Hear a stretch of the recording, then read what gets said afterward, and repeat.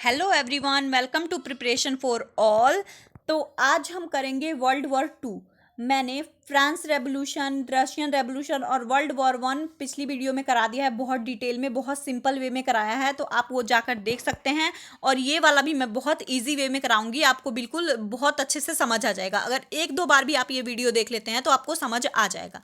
तो world war 1 और मैंने वर्ल्ड वॉर की मतलब जो वर्ल्ड हिस्ट्री है उसकी सीरीज स्टार्ट की है, तो आप बिल्कुल इसको अच्छे से पढ़ के जाइए, आपके एग्जाम बिल्कुल अच्छे से आएंगे। और आपको जो भी डाउट है वो मुझसे पूछ सकते हैं। वर्ल्ड वॉर 2 विश्व युद्ध 2 विश्व क्यों हो रहा है, मतलब अब वर्ल्ड 1 तो हो गया, वर्ल्ड वॉर 2 क्यों हो रहा है? तो एल जो वर्ल्ड वॉर 2 हो रहा है, वर्ल्ड वॉर 1 में राष्ट्र संघ जो फेल हो गया, तो वर्ल्ड वॉर 2 संयुक्त राष्ट्र संघ का गठन होता है। तो ये देखते हैं, हम इसके मैपिंग देखेंगे, पढ़ेंगे, कारण देखेंगे, कॉज ऑफ वॉर देखेंगे, इम्पैक्ट प्रभाव क्या पड़ा वर्ल्ड, ये देखेंगे। तो पहले ये देखते हैं कारण, कि कारण अब वर्ल्ड वॉर 2 हो क्यों रहा है, ये देखते हैं। तो लीग ऑफ नेशन, राष्ट्र संघ की असफलता सबसे इंपॉर्टेंट कारण है। क्या? लीग ऑफ संघ की असफलता, जिससे वर्ल्ड वॉर 2 हो रहा है।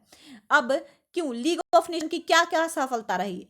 अपनी सेना नहीं थी। लीग ऑफ नेशन के पास क्या है? अपनी सेना नहीं थी। और जो छोटे देश हैं वर्ल्ड वॉर 1 में हार गए हैं, वो इसकी बात नहीं मानते थे। लेकिन परंतु जो जापान है मंचूरिया पे हमला कर देता है। क्या करता है जापान? जो है मंचूरिया, जो चीन चीन की एक जगह है, वहां पे हमला कर देता है।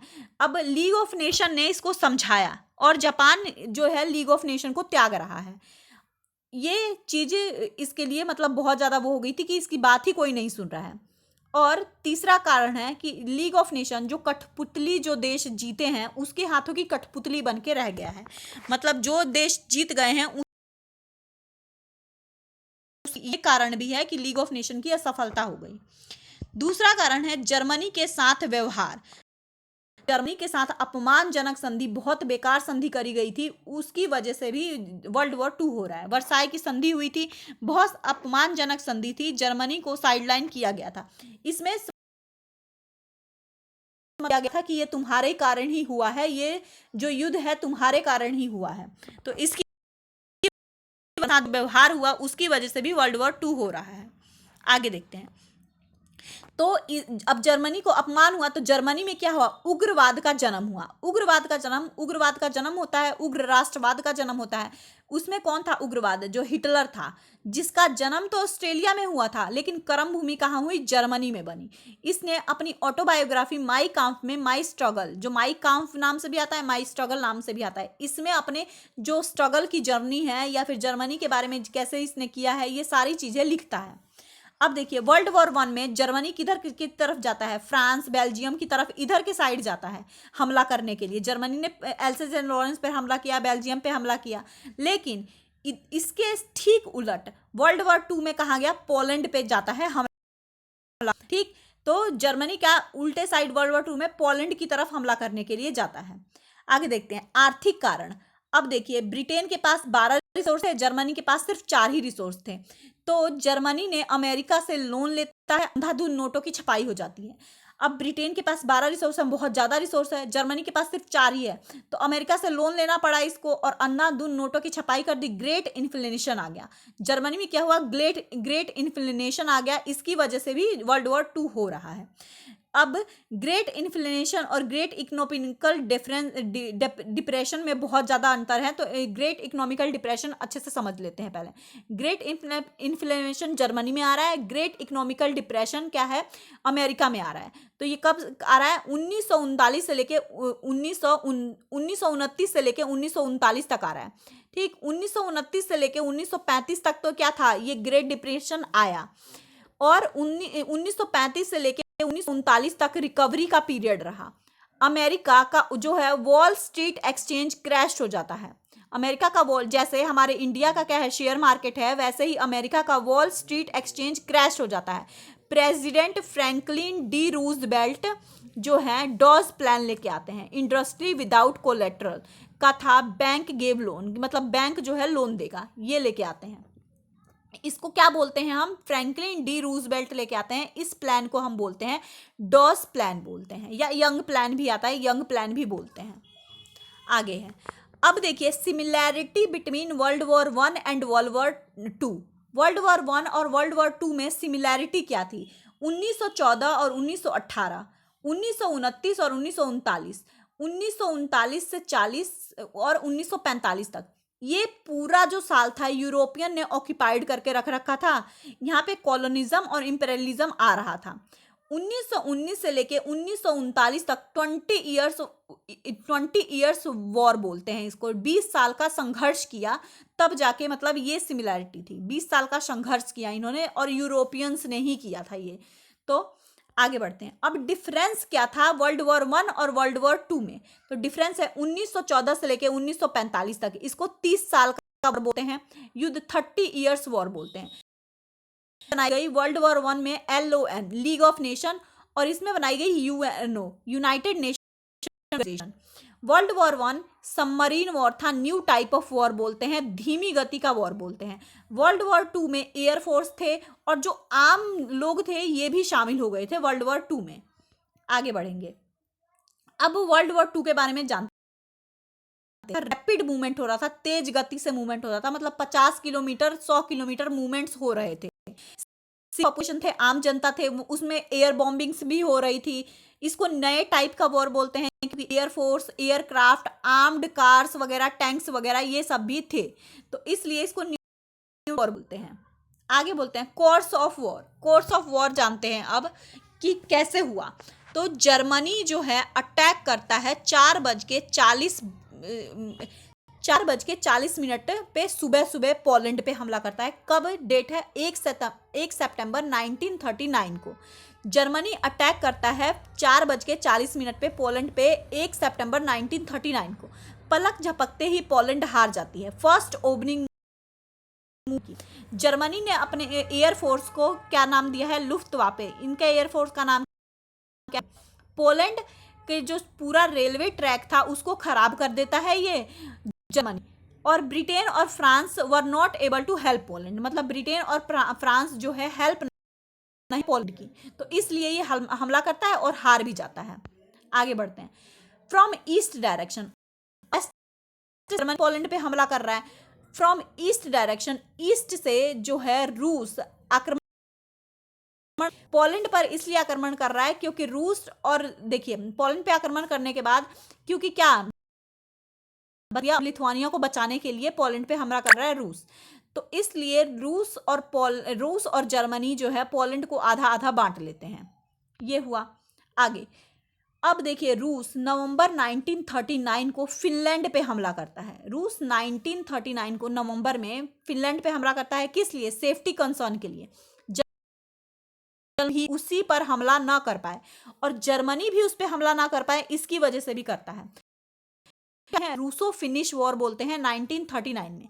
लेकिन यह वॉर एक ट्रीटी के बाद एंड हो गई। फिनलैंड नेवल बेस मिल गया, फिनलैंड नेवल बेस रूसो को, रशियन को मिल गया।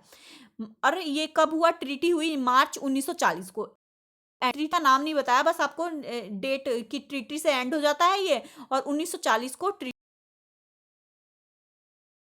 अब रूस का जो है सैन्य बल बाल्टिक स्टेट में जाता है, जिसमें एस्टोनिया, लातविया, लिथुआनिया है। रशियन मिलिट्री बेस बनता है यहाँ पे। तो अब जर्मनी जो है फोनी वॉर करता है फ्रांस के साथ, जर्मनी डेनमार्क के साथ फोनी वॉर करता है, जर्मनी नॉर्वे के साथ फोनी वॉर करता है। और ये कब कर रहा है? 1940 में कर रहा है। जर्मनी 1940 में डेनमार्क के साथ और 1940 में नॉर्वे के साथ भी फोनी वॉर कर रहा है। जर्मनी फिर से हमला करता है, कहाँ पे? हॉलैंड में। 10 मई 1940 को हमला करता है हॉलैंड पे, लग्जमबर्ग पे और बेल्जियम पे। तो जब 10 मई को हॉलैंड पे हमला किया तो जर्मनी ने 4 दिन में सरेंडर कर दिया, और बॉम्बिंग कुछ घंटे में सरेंडर कर दी। लग्जमबर्ग पे करता है तो कुछ घंटे में सरेंडर कर दिया। बेल्जियम पे 28 मई 1940 को बेल्जियम सरेंडर कर देता है थोड़े ही दिन में। आगे बढ़ते हैं। अब देखिए, मैंने एक मैप बनाया है जिसको मतलब हम अच्छे से समझेंगे कि कैसे वो होता है आक्रमण और कैसे कौन हारता है। तो सबसे पहले जर्मनी को देखिए। जर्मनी यहाँ है, जर्मनी 1 सितंबर 1939 को हमला करता है पोलैंड पे। फिर इधर से 17 सितंबर 1939 को रूस हमला करता है पोलैंड पे, और ये दोनों इसको आधा आधा बांट लेते हैं कि टू सेव लेनिनग्राड के वो करने के लिए जो है रूस जो है फिनलैंड पे करता है। फोनी वॉर करता है डेनमार्क के साथ, फिर फोनी वॉर करता है नॉर्वे के साथ। अब क्या हो रहा है, जर्मनी को मिल जा रहा है, और फिर जर्मनी इधर भी फ्रांस के साथ भी फोनी वॉर करता है, और नॉर्वे के साथ कब फोनी वॉर किया है, 10 मई 1940 को किया है। रॉटरडैम बिना किसी रुकावट के जर्मनी को मिल रहा है स्वीडन से, मतलब जो आयरन है अब बिना किसी रुकावट के जर्मनी को मिल रहा है, तो जर्मनी का फायदा ही फायदा है। तो ये थी पूरी वर्ल्ड वॉर की मैपिंग। आगे देखते हैं।